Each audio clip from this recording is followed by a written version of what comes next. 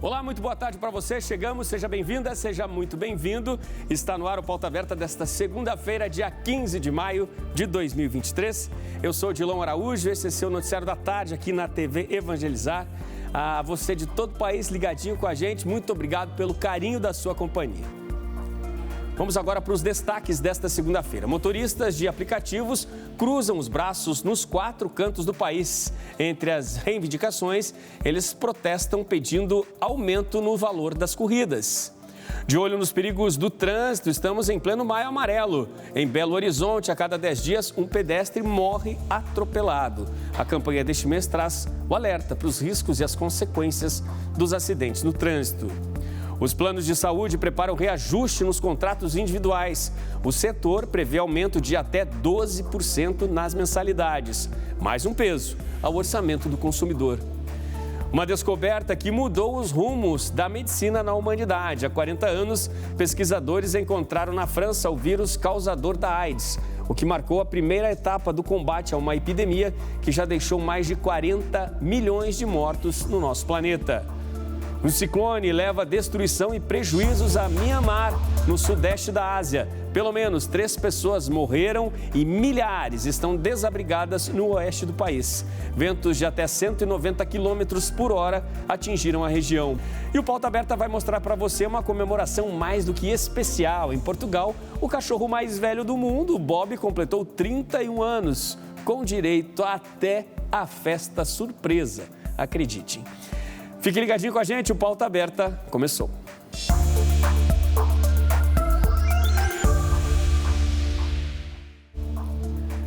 Motoristas de aplicativos estão em protesto, decidiram cruzar os braços por todo o país. Entre as reivindicações estão o pedido de aumento no valor das corridas. Cruzaram literalmente os braços os motoristas de aplicativos do Rio de Janeiro, São Paulo, Ceará, Piauí, Santa Catarina e Paraná. Eles protestam por melhor remuneração pelas corridas, isenção de impostos e maior segurança para a categoria.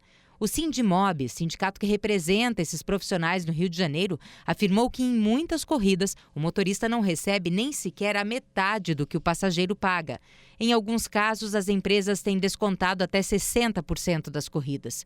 Em nota, a Uber afirmou que a taxa de serviço cobrada dos motoristas parceiros pela intermediação de viagens deixou de ser um percentual fixo em 2018 e destacou que o condutor sempre fica com a maior parte do que é pago pelo usuário em qualquer viagem realizada. Já a 99 informou que adotou a taxa garantida, que assegura aos condutores a taxa máxima semanal de até 19,99% e o adicional variável de combustível. Pois é, os motoristas de aplicativos querem aumento, no valor das corridas e os planos de saúde vão ficar mais caros. Vão ficar mais caros. Eles estão preparando reajustes nos contratos individuais. O setor prevê aumento de até 12% nas mensalidades. Está ficando difícil, para o consumidor. Os planos de saúde individuais e familiares vão ficar mais caros. A expectativa do setor é que o aumento seja entre 10% e 12% neste ano. O pedido foi feito pela Associação Brasileira de Planos de Saúde, mas ainda não se sabe quando a Agência Nacional de Saúde irá divulgar o reajuste máximo. Normalmente, isso é feito entre os meses de maio e junho. Anualmente, a ANS determina qual teto para reajuste que as operadoras podem aplicar para planos individuais e familiares. No ano passado, os planos tiveram o maior reajuste em 22 anos, que foi de 15%. O aumento só poderá ser aplicado no mês de aniversário do contrato, ou seja, no mês em que foi assinado. Esse reajuste não vale para os planos coletivos por adesão e empresariais, que representam a maior fatia do mercado hoje. Mais de 80% de todo o mercado é de plano empresarial ou coletivo. Com programas como Bolsa Família e também com outras ações voltadas para educação, saúde e habitação, mães brasileiras estão com mais suporte para garantir melhores cuidados à família. Desempregada desde o final do ano passado, Pamela cuida sozinha dos 2 filhos, um de 4 anos e um bebê de 6 meses. Os R$900 que ela recebe do Bolsa Família são fundamentais para pagar as contas do mês. Esse benefício me ajuda muito a se manter, comprar alimento, as verduras, que pode faltar para a criança, as frutas deles. Assim como a Pamela, milhares de mães em todo o país são beneficiárias do Bolsa Família. Em 81% dos lares inscritos, a mulher é a responsável pelas finanças. Desde março, o programa tem um valor mínimo de R$ 600 por família, mais R$ 150 por criança de até 6 anos na composição familiar. A partir de junho, o programa vai pagar um adicional de R$ 50 por criança ou adolescente de 7 a 18 anos e por gestante. Dá para manter ainda, comprar, porque como é só nós 3, porque a gente come bem menos, né? E eu compro tudo que precisa. O governo federal também tem priorizado as mães de famílias de baixa renda por meio do programa Minha Casa Minha Vida. Das 6.500 casas entregues este ano, cerca de 5.300, ou seja, 82%, tiveram os contratos assinados por mulheres como titulares. Pensando no crescimento profissional das mães, o governo quer ainda estimular a presença de mulheres na ciência e o empreendedorismo feminino. Outras medidas e investimentos do governo federal afetam diretamente a vida das mães, como o aumento do salário mínimo, que chegou a R$ 1.320, a isenção do imposto de renda para quem ganha até R$ 2.640, o reajuste de até 39% no Programa Nacional de Alimentação Escolar e a retomada do Programa de Aquisição de Alimentos, que permite a compra direta da produção de agricultores familiares e faz com que os filhos tenham acesso a alimentos saudáveis nas escolas. Essa semana, mais precisamente daqui a 3 dias, em 18 de maio, será um dia de alerta. Dia Nacional de Combate ao Abuso e à Exploração Sexual de Crianças e Adolescentes. Um assunto que é motivo de tristeza no Brasil, porque os números em nosso país são alarmantes e retratam uma realidade que urgentemente precisa mudar. Agora, uma campanha muito importante auxilia crianças, profissionais de educação e familiares na quebra deste terrível ciclo de violência. No Brasil, 67% das violências sexuais acontecem dentro da residência da vítima e 86% são por pessoas próximas. Em 2020, foram registrados 21.997 casos de abuso sexual infantil. Grande parte das denúncias foram feitas dentro do ambiente escolar. Por ser esse espaço, muitas vezes, que se coloca nessa perspectiva da criança estar segura, de certa maneira, é um espaço que ela consegue ter um adulto ou uma pessoa de confiança, independente de quem seja, para estar direcionando aí ou relatando uma situação de abuso ou vivência de violência. Por conta disso, o Grupo Marista criou uma campanha que tem como objetivo promover a autodefesa de crianças e adolescentes contra a violência sexual. A gente faz um trabalho de preparação com as crianças e adolescentes, um trabalho com a comunidade escolar, no sentido de todos os educadores da escola, desde o professor até os profissionais de apoio, e também um trabalho com as famílias. Porque a gente entende que é importante prevenir. A campanha conta com uma série de 14 vídeos educativos com linguagem acessível, amigável e preventiva, que apresentam situações do dia a dia, apropriados para meninas e meninos entre 4 e 12 anos de idade. Você sabia que toda criança tem o direito de ser feliz e de se sentir protegida? Por isso, sempre que algo estranho acontecer com você, não tenha medo nem vergonha de pedir ajuda. Questão do corpo, sentimentos, como que a criança se reconhece nesse processo, justamente para que ela se perceba enquanto um sujeito ali na sua realidade, para criar estratégias justamente de autodefesa, para dificultar aí a ação do agressor. E justamente por isso ele facilita esse trabalho, desde criança até o adolescente, e pode ser um recurso para ser utilizado inclusive em casa também, pelos pais, pelos responsáveis. O Dia de Combate ao Abuso e Exploração Sexual de Crianças e Adolescentes é celebrado no dia 18 de maio. Pensar que esses momentos eles são importantes para a gente trazer isso em pauta, mas que isso não fique só nesse momento, que a gente consiga aí delinear isso no decorrer do nosso dia a dia, buscando estratégias de prevenção, focando aí na proteção da criança e do adolescente. Prevenção tão importante, Uma semana que já começa trazendo este alerta, é uma triste realidade do nosso Brasil e uma realidade que precisa mudar Por isso, a gente destaca a importância dessa movimentação de campanha para que tudo isso amplie o alerta e a informação entre os pais, entre professores e também entre as crianças. Então a gente repete, as mudanças são urgentes e a campanha é muito valiosa para isso. Vamos falar de trânsito agora. A cada 10 dias, um pedestre morre atropelado em Belo Horizonte, a capital mineira. E, de acordo com a prefeitura, o número de acidentes está aumentando. A campanha Maio Amarelo traz o alerta para os riscos e para as consequências dos acidentes no trânsito. Todos os dias, milhares de pessoas saem às ruas, seja para trabalhar, resolver problemas domésticos ou ir ao médico. E não importa a razão. Todo mundo vai usar uma via pública para se locomover. E o que é para ser apenas um deslocamento tem ficado cada vez mais perigoso e por causa da imprudência. As colisões entre veículos e os atropelamentos têm aumentado.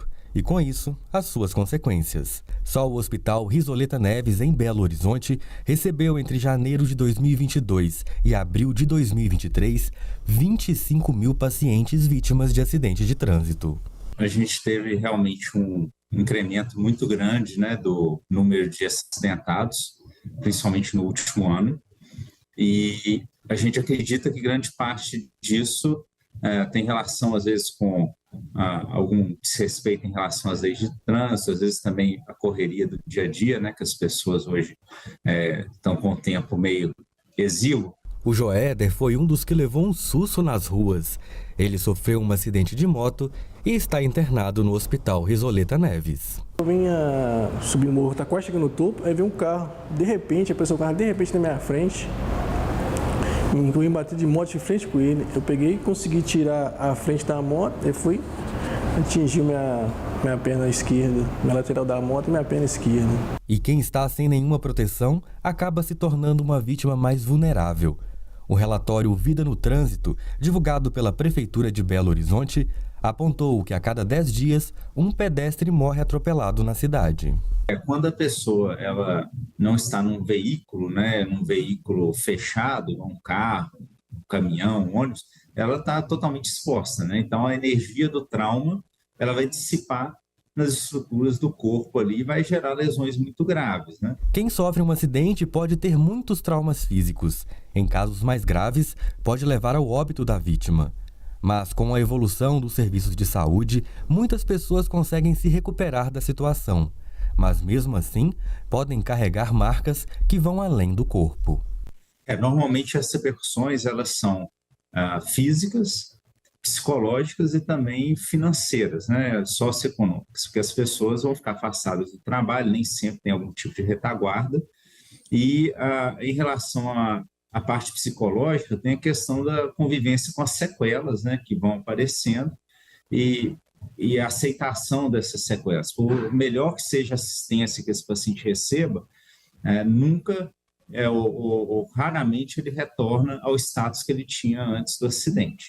O mês de maio é destinado à conscientização no trânsito. E quem está na linha de frente do cuidado com as vítimas sabe bem como é importante se proteger. Então, a gente entender que a gente tem que ter um pouco de tempo, Se a gente tem um compromisso, saia mais cedo de casa, não fique impaciente no trânsito, porque realmente o que a gente vive aqui no hospital é uma situação, a gente vê esses pacientes e sofre junto com eles também, as repercussões, e a gente está aqui para tentar ajudar, mas obviamente se eles puderem nos ajudar também, diminuindo a gravidade das lesões, isso é muito bem-vindo. É para tomar bastante cuidado, viu? Mesmo a gente sendo cauteloso andando ainda, mas e também respeitar as leis do trânsito também, respeitar a velocidade da via também, porque isso é muito importante para todos nós.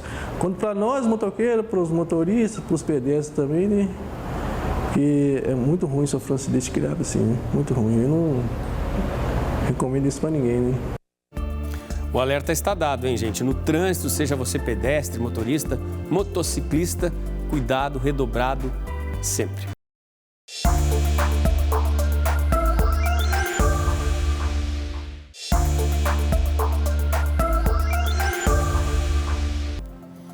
Pauta Aberta está de volta para este segundo bloco, são 4h34 da tarde agora. Estamos ao vivo para todo o país, a você sempre ligadinho com a gente aqui na TV Evangelizar, Muito obrigado pelo carinho da sua companhia. Vamos de notícias internacionais agora. A junta militar da Birmânia confirmou no início da tarde de hoje, que pelo menos 3 pessoas morreram em Myanmar, vítimas da passagem de um ciclone fortíssimo pela região, que chegou a ventos aí de 210 km por hora. O ciclone Mocha deixou um rastro de destruição em sua passagem pelas áreas costeiras do oeste de Myanmar, no Golfo de Bengala. Nesta segunda-feira, a junta militar birmanesa confirmou a morte de pelo menos 3 pessoas e vários feridos. 2 vítimas morreram no estado de Rakhine e outra na região de Ayeyar e Irrawaddy.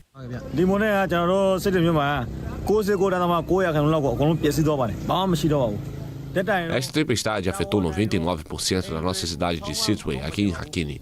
Nenhum dos postes de iluminação pública, torres de comunicação e casas estão em boas condições. Quase todas as casas da cidade foram danificadas. Não há nenhum lugar ou casa intacta. Nem dá para reconhecer a nossa cidade, pois Sittwe foi muito destruída. Temos que lembrar qual é o lugar e qual prédio estava no local antes da tempestade.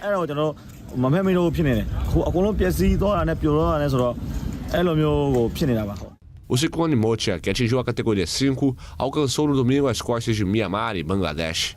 Mocha chegou à região com ventos de até 195 km por hora, sendo a mais forte tempestade a afetar o Golfo em mais de uma década.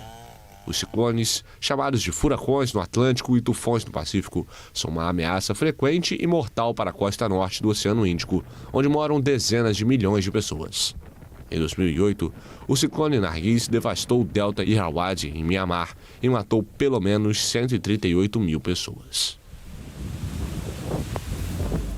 Pois é, informações atualizadas aí do governo local indicam que aproximadamente 400 mil pessoas, que moram em áreas consideradas de risco aí, que estão na passagem deste ciclone fortíssimo aí, foram retiradas dos locais onde vivem justamente pelos riscos aí de mais estragos, na região, uma situação alarmante, no sudeste da Ásia. Vamos falar sobre saúde agora, de um marco histórico aí entre os pesquisadores. Há 40 anos, uma equipe do Instituto Pasteur, na França, descobriu o vírus causador da AIDS. Um efeito que marcou a primeira etapa do combate a uma epidemia que já deixou mais de 40 milhões de mortos em todo o nosso planeta. Há 40 anos, o vírus da imunodeficiência humana foi descoberto, o HIV. Em 20 de maio de 1983, cientistas franceses publicaram um artigo na revista Science anunciando o isolamento de um novo vírus e alertaram para o possível envolvimento dele em várias síndromes patológicas, incluindo a AIDS. Foi uma luta contra o tempo porque percebemos que era um vírus que se transmitia pelo sangue, sexualmente e de mãe para filho. Donc il y avait une course contre la montre pour pouvoir développer. Corremos contra o relógio para poder desenvolver testes de diagnóstico o mais rapidamente possível, traçar estratégias terapêuticas e entender melhor o vírus. Possible donc connaître mieux ce vírus. Os primeiros alertas de AIDS foram lançados nos Estados Unidos em 1981, quando doenças raras como pneumocistose e sarcoma de Kaposi foram relatadas entre jovens homossexuais. O termo doença dos 4H rapidamente surgiu, fazendo referência a homossexuais, heroinômanos, hemofílicos e haitianos. Apenas em 1982 que as siglas AIDS ou SIDA começaram a ser usadas para se referir à síndrome da imunodeficiência adquirida. 4 décadas depois, os avançaram, mas os testes de vacinas fracassaram.